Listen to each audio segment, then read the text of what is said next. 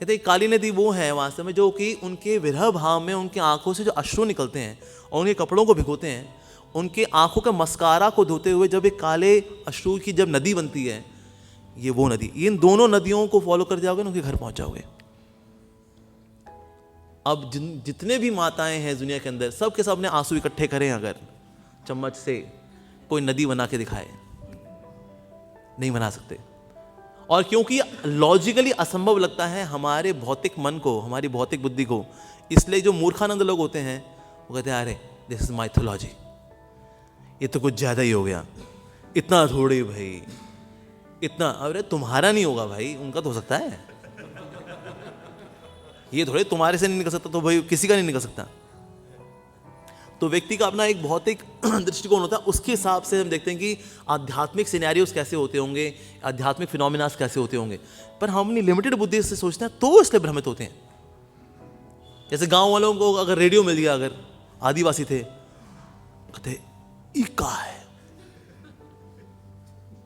तो उसमें से किसने उसको ऑन कर दिया, तो उसमें से गाना बजने लग गया और एक लड़की की आवाज थी, अरे इसमें आवाज आ रही है भाई। तो फिर एक ओझा को बुलाया, कहते ईमा चुड़ैल है, ईमा चुड़ैल है जो कि गांवन को आएगा और गांव वालों को खा जाएगी, हम इसका इलाज करते हैं। तो झाड़ फूक वगैरह कर दिए, लेकिन उसमें गाना बजे जा रहा है, कहता है इसका एक ही इलाज है, इका मार दो। और लठ मार करके ताड़ मार दिया, उसमें से आवाज कहते चीख रही है, दर्द हुआ उका। अब आखिरी प्रहार मारेंगे तो चुड़ैल पूरी मरन जाएगी, फाट ओ मर गई, मर गई, चुड़ैल मर गई। अरे ओझा जी ने चुड़ैल को मार दिया। संसार में हम लोगों का ये हाल है।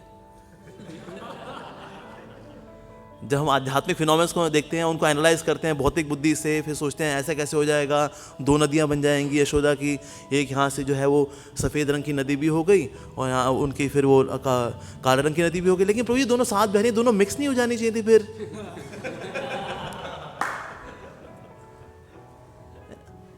तो इसीलिए तार्किक बुद्धि से आध्यात्मिक फिनोमेनस को हम समझ ही नहीं सकते। इसलिए प्रभुपाद जी कभी बोला करते थे, देखो ये चीज आपको धाम में जाके पता चलेगी। को पूछा, अच्छा गोलोक में ऐसा कैसे हो जाता है, अच्छा गोलोक में वैसे कैसे होता है? प्रभुपाद जी कहते थे, chant Hare Krishna, go back home, back to Godhead, see yourself, खुद जाके देखो। तो इसीलिए ये जो आध्यात्मिक फिनोमेना है, स्पेशली जैसे यशोदा मैया का नंद महाराज जो प्रेम है, सुपर डुपर इंटेंस। ये वर्ड इंटेंस भी इतना इंटेंस नहीं है जितना इंटेंस इनका प्रेम है कृष्ण के प्रति। अद्भुत प्रेम है इनका, अद्भुत प्रेम।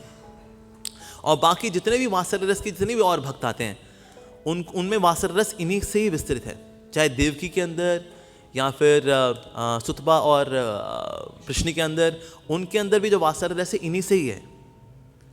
लेकिन मधुरता सबसे ज़्यादा यशोदा मैया और नंद महाराज के प्रेम के अंदर है।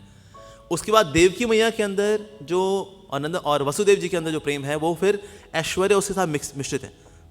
उनको ये भी इच्छा होती है, हम कृष्ण को बाल रूप में होता तो कृष्ण को हम खिलाते, उसके अठेलिया को देखते, उसकी तोतली भाषा को सुनते, उसमें आनंद लेते, हम ये भी करते।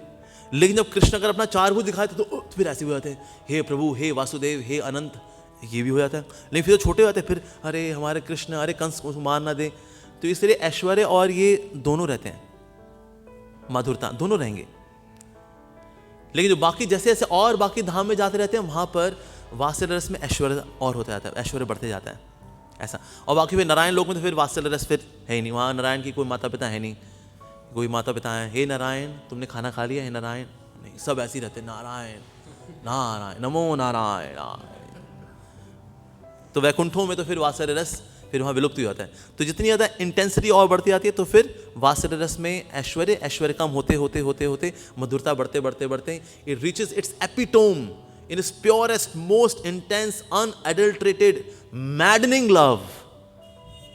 That is Mata Yashoda's love, Nand Maharaj love, उनका जो प्रेम है।